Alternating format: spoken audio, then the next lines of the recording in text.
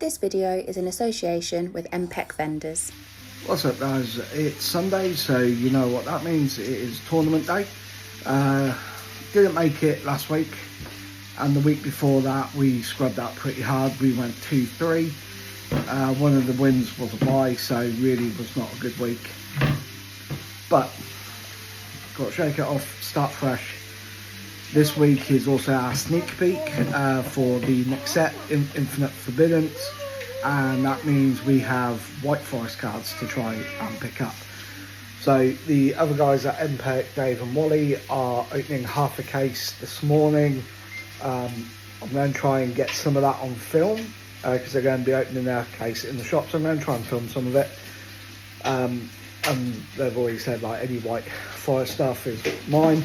So here's hoping we pull enough where then we just have a handful to pick up, or alternatively pull the full court. That would also be nice.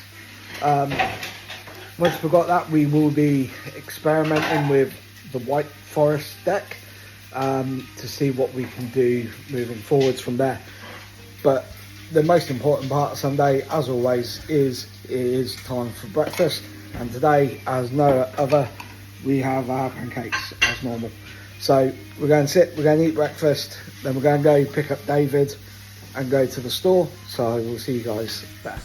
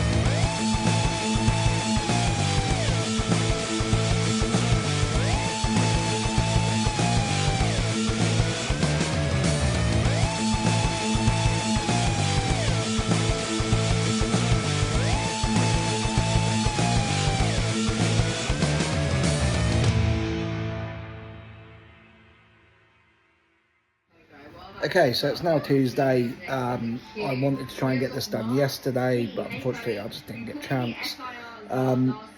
So what you've just seen there is some of the pack opening. That was a very sped up, condensed 5 minutes worth.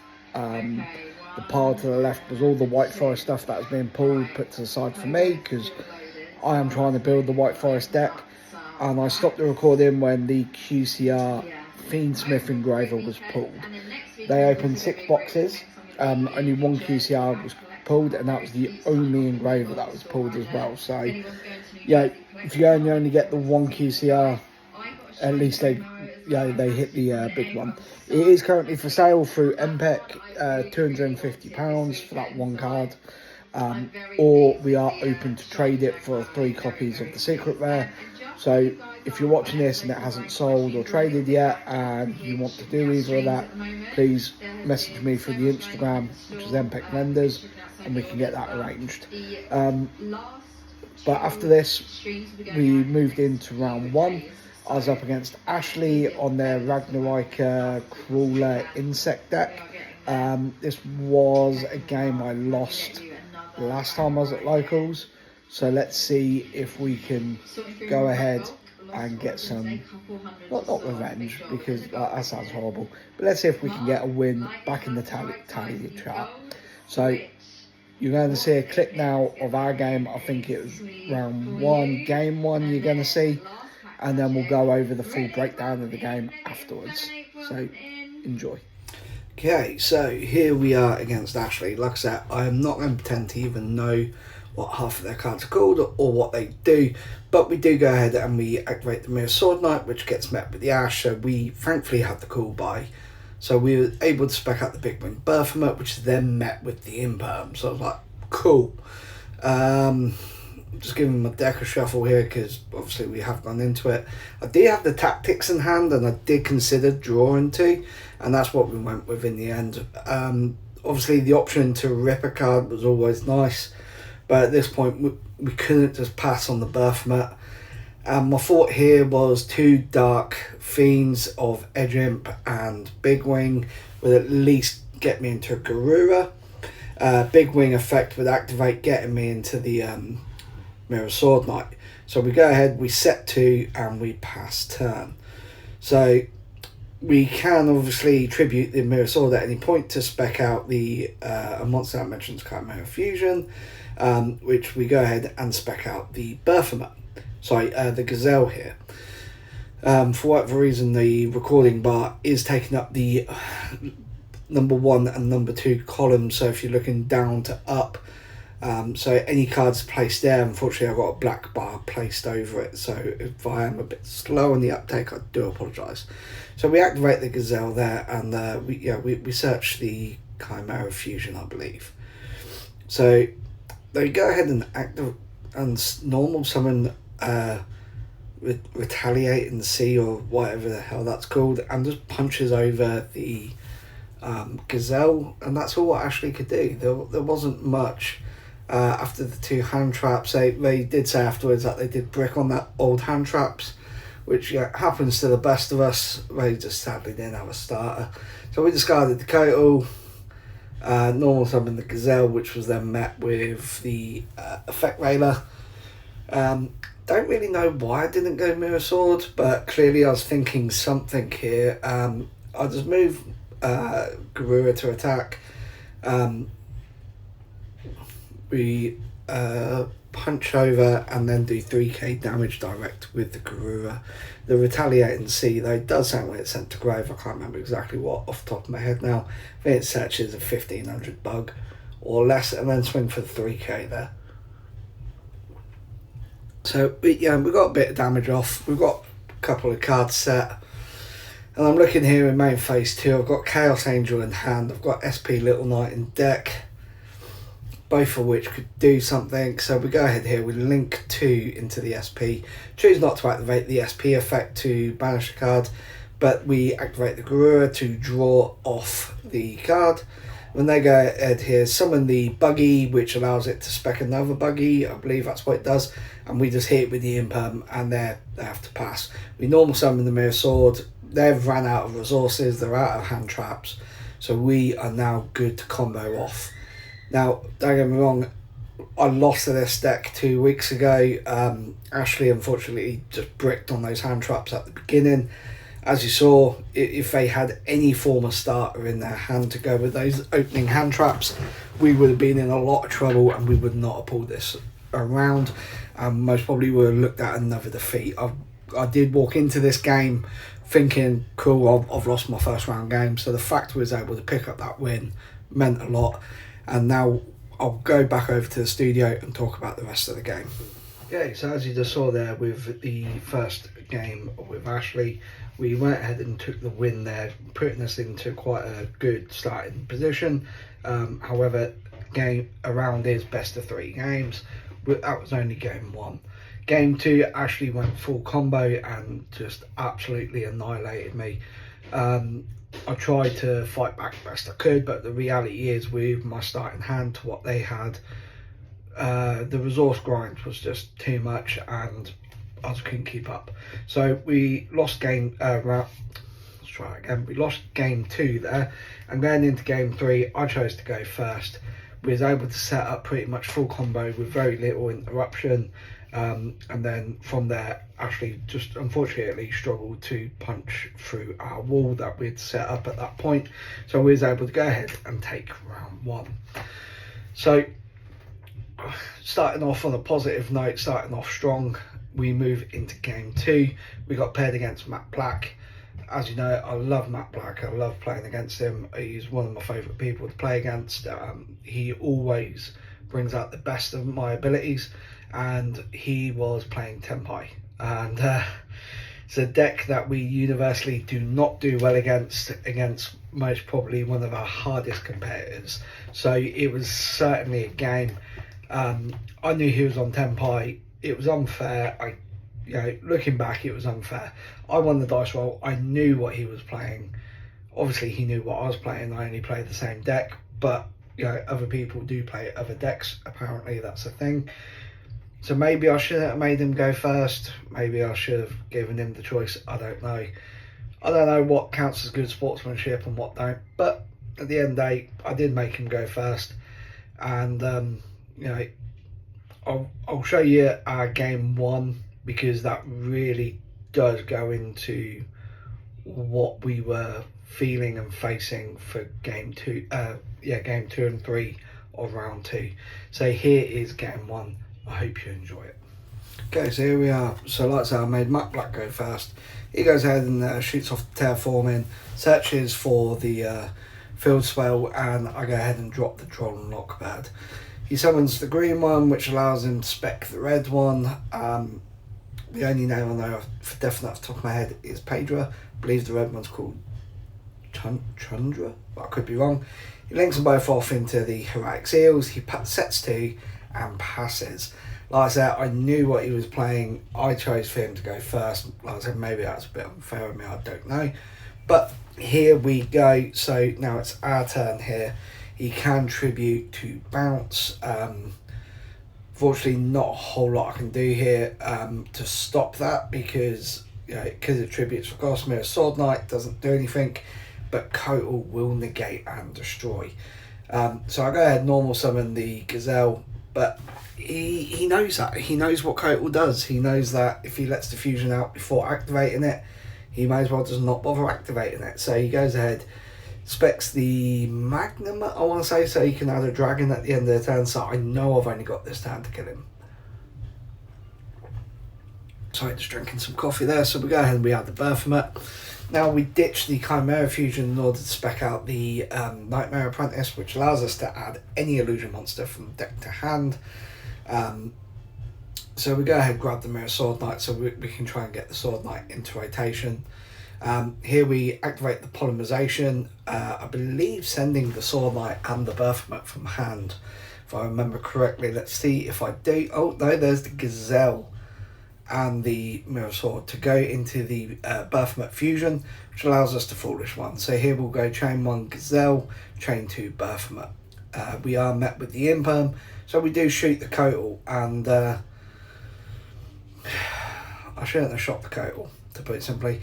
We Foolish the the barrier statue, which I thought would hopefully slow him down, and we add the Tau.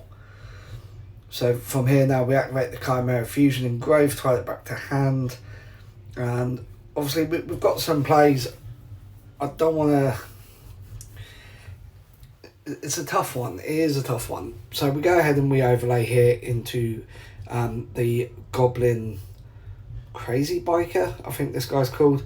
He is relatively new, but I can detach 2 to target a spell or trap on the field and suck it up. He is a fiend as well, and also if he's in the grave, I can special summon him, then attach a goblin. So, you know, just the fact that I've got a reoccurring fiend on the field is nice. So I'm thinking here in regards to the droplets, it's so tough because, like I said, I know that if I cannot kill the Tenpai here, you know, it's just not going to happen. But we go ahead here, we shoot off the Chimera Fusion, fusing off the Goblin and the Big Wing into the Garura. We was having a bit of a discussion there if the Goblin can special summon itself back because of the droplet negation. Neither of us were too sure, in all honesty. And like I said, I never rule on my own game, so I let Matt have the final say. Matt said even though he doesn't think it works that way, he's happy to allow it to work that way, just on the off chance we are wrong. You know, we'd rather put the other person in a better position and be wrong than put him in a worse position and be wrong. So here we got the Mirror Sword Knight, we activate the Chimera Fusion. Now looking here, I really don't understand why I've just activated the Chimera Fusion. I don't understand why I didn't activate the Mirror Sword Knight effect. Or maybe I did, because I just spec back the Mirror Sword, so I just got really lost there talking about the Goblin Biker. That's Nightmare Apprentice into the SP. And then we get the draw, of course, and we pass turn there. We do obviously get some damage off. I believe I left him on 600, if I remember correctly. But looking back at this, I definitely made some misplays, and I didn't end on the most optimal board. If I really thought this through properly, honestly, I think I may have been able to have OTK'd here. And I should have, to be fair. And because I didn't, Tenpai is now going to go off as Tenpai does. He's looking through, seeing what I've got. He knows I've got the Mirror Sword. But that's it. I've got the Mirror Sword and the SP negation. And that's literally all I can do. And I go to activate the Mirror Sword, and it's met with a call by. So it's like, cool. I've now got nothing other than SP, which the field spell protects during the main phase. So fantastic. And then he goes off and literally just OTKs us here. So just enjoy watching these do what they do. I lose 100. He activates the quick play spell, specs another one, gets the red out. Red then activates its ability to search or spec. I can't remember. Specs, there you go, there's green. And then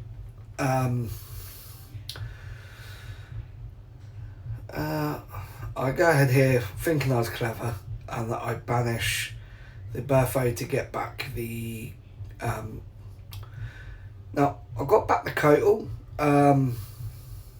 I don't know why I got back the Kotal here, because I literally gave him I know that his monsters couldn't be destroyed, and I think one of them stopped them from taking battle damage anyway, so it didn't matter. He could have just punched into my Baphomet, but I literally just put a weaker body on the field for him to force to attack position and just kill me. But so yeah, all in all, I made some big misplays in this game looking back on it.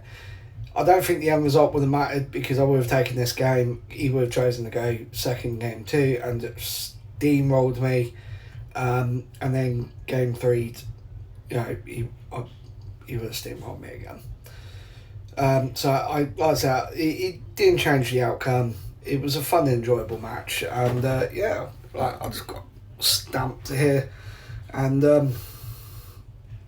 it's all good fun. But that's just it. It's not always about winning and losing. Like I say, if you're playing against somebody who you generally can have a laugh with, have a bit of banter with, and actually enjoy yourself, it makes all the difference. And this is what this game was. I knew I was fucked. I knew I was losing, but at the end of the day, like I said, playing against Matt just is always a pleasure.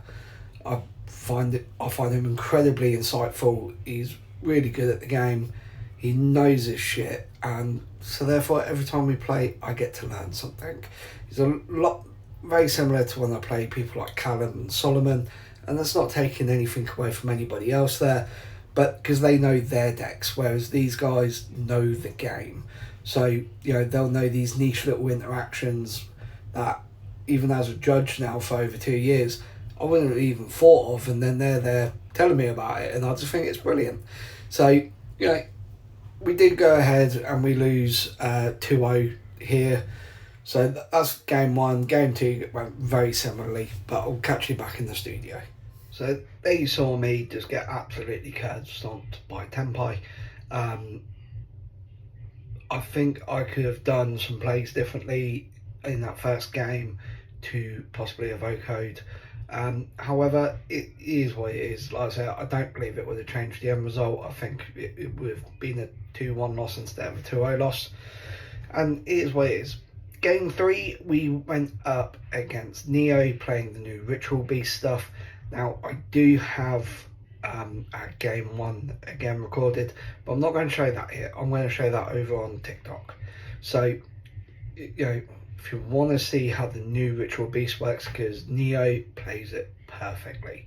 He is an absolute pro with the deck. I'm not even joking. He was explaining what the cards were doing, and I still couldn't keep up with it.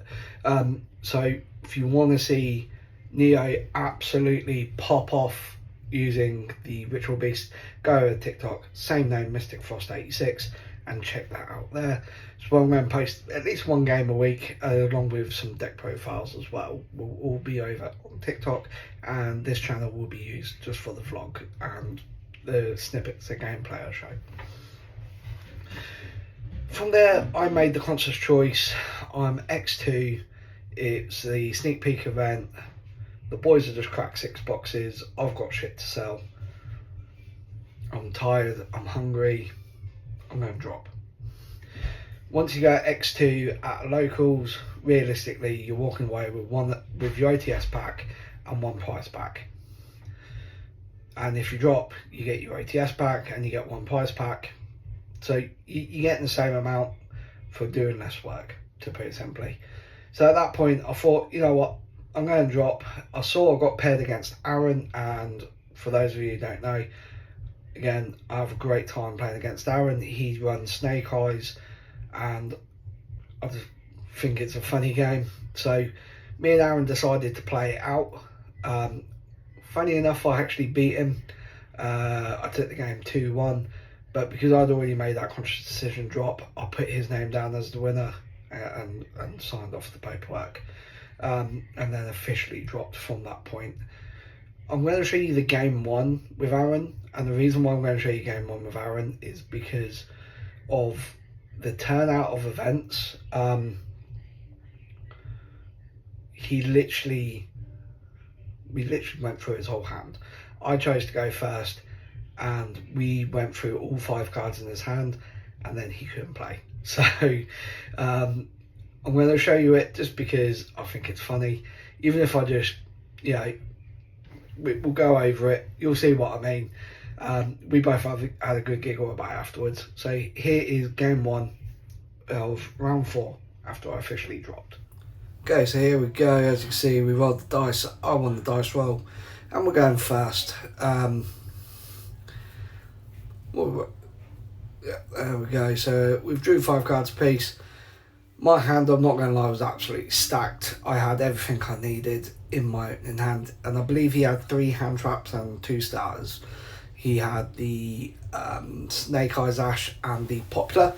But here from activating the Fight for Patchwork, we grab the Edge Imp and the Poly. We go ahead and normal summon that Mirror Sword and activate the effect. This goes through, which I thought was amazing. And then there's Gazelle and there's Ghost Mortar. So Gazelle is now negated, and if it loses field, I lose 1500. I decide to activate Triple Tactics here and decide to shuffle a card back from his hand. And as you can see there, he's got the Ghost Ogre, the Imperm, and the 2 starters.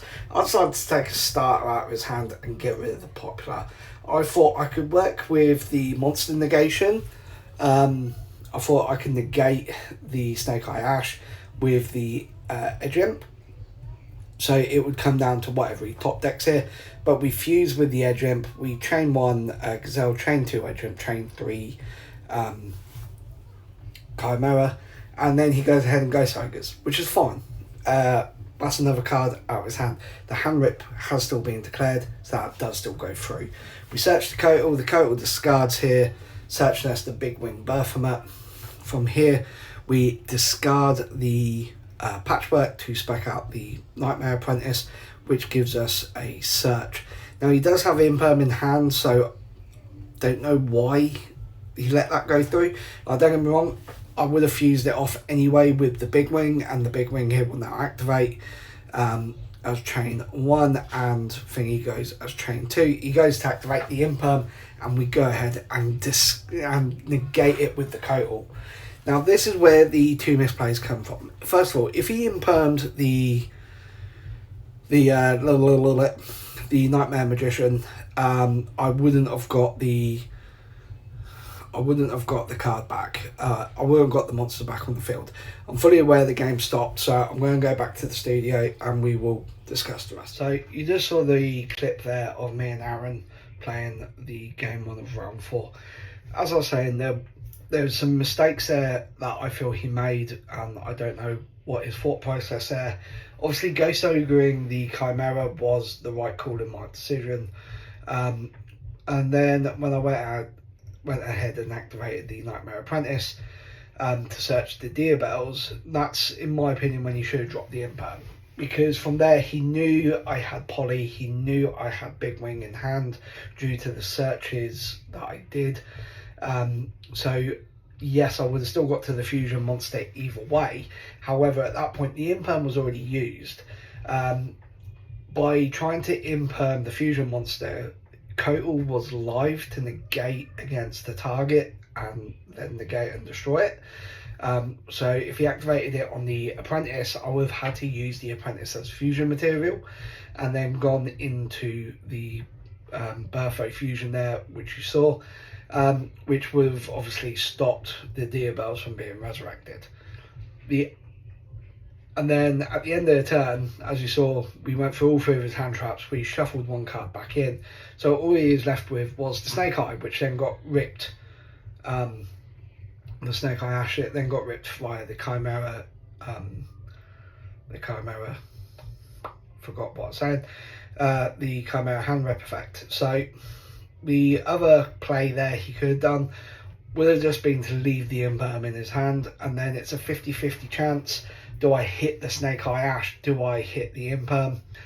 Obviously, either way would have put him in a top deck situation, because as soon as he summoned Ash, I would have activated the Mirror Sword Knight effect to negate, but it would have still given him a body on board. So if he managed to top deck Poplar, or if he managed to top deck Wanted, Sinful Spoils, or anything along those lines, or even the Deer Bells itself, it would have given either that body on board or with the Deer Bells, and if I hit the Snake Eye Ash still, say he still had Imperm, giving him the card to discard for that and get a body on field, because he would have activated Deer Bells, or would have activated the Mirror Sword at that point to negate, but then Deer Bells is big enough to punch over my fusion monster, taking it out of the game. So it was still very top deck reliant, but it would have given Aaron a much better fighting chance. Aaron went off game 2, did Snake Eye things. I went stopping it. I opened 1 hand trap, I think, which just was not enough. And then game 3, I went first and just set up my board, and it turns out that my board's actually quite good going into Snake Eye because of the weird interactions and the barrier statue locking the darks and whatnot. Yeah, it turns out it's actually quite good against Snake Eyes if you do it right. But like I said, I did drop there. So my official record for the day was 1-2. If you want to count that, I went 2-2. And yes, this is now where it gets a bit hard what to do moving forward. Technically, I'm trying to get better at the game.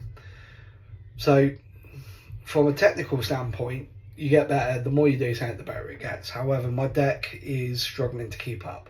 I have picked up a lot of the White Forest cards. However, the ones I'm missing are the 3 main deck monster starters. The Alistair, or however it's pronounced. I'm missing all 3 copies of that, and 1 copy of Ezreal. I'm getting the names wrong. Basically, I'm missing 3 copies of one of the level 2 and 1 copy of the other level 2. That's it though. I've got all the extra deck bits, I've got all the other main deck bits, I've got the spells, got the traps, got the 4-star monsters. It's just literally those cards that I'm missing, and turns out that the one I'm missing 3 of turns out to be the expensive card of the deck, so yay, go me. So I am building that. It's just going to take some time to pick up the missing pieces. Obviously the set doesn't officially release until Friday, so I'm kind of hoping over next weekend we should see the price of the deck come down, see the price of that card come down a bit. It's currently sitting at about 22 to 25, which isn't terrible. I've certainly paid more for a card, but hopefully if that drops to even about 50, and I'll be happy. And then I can pick it up when we get paid, so pick up all 3 copies. I think that's what I'm going to do either way. But yeah, so the deck is struggling to keep up a little bit. If it goes off, it goes off well, but normally 2 or 3 hand traps, and even with a god hand, you're just fucked. It just so happens that the 2 or 3 hand traps that Aaron had was the Ghost Ogre, not the Ash Blossom. If it was the Ash Blossom instead of the Ogre, it would have really locked me down a lot quicker, and I would have been in a lot more trouble. But like I said, moving forward, the difficulty now is obviously if I go X2, there is no point carrying out the day. There just isn't one. You may as well drop, save the time, save the energy, save the effort, because like I said, once you go at X2, you're not hitting top 4, you're not hitting top 5, so you get no additional prizing. You get the 1 OTS, you get the 1 booster pack. Will that make content a bit less? I don't know, but hopefully that would show you where I'm improving on the weeks where I don't. The weeks where I do drop, obviously we'll already have 3 rounds of gameplay, we'll already have 3 rounds to talk about, along with decisions being made in those rounds. I'm trying to add more touches of life in. Like I said, as you've seen, I've done a few cooking bits on a few things, and I want to add bits like that into this. I want to make it a personal blog. My editing skills are non-existent. This is all done off an iPhone, but if you watch Ruggles Return to Yu-Gi-Oh, like, I'm getting a lot of inspiration from him as a content creator. So I certainly do look up to his style of creation, and hopefully I can, even if I can mimic 1% of it, it means that my videos are doing all right. But I'm going to stop waffling there. I don't know what I'm doing next week yet. I'm definitely going to locals. I just don't know if I'm taking Chimera, or now that the Dark Magician of Dark Magic, or whatever the hell it's called, for the Shining Sarcophagus deck is out, and I have got 2 copies of it, if I'm going to take Shining Sarcophagus back to locals. Don't know. If you've got an opinion on that, if you'd like to see Chimera or Shining Sarcophagus, please leave it in the comments which deck you'd prefer to see, and then whichever one gets mentioned the most is the one I'll take. But I'm going to cap that till Friday, so I actually have time to build the deck if needed. But anyway, peace out. Catch you in the next one.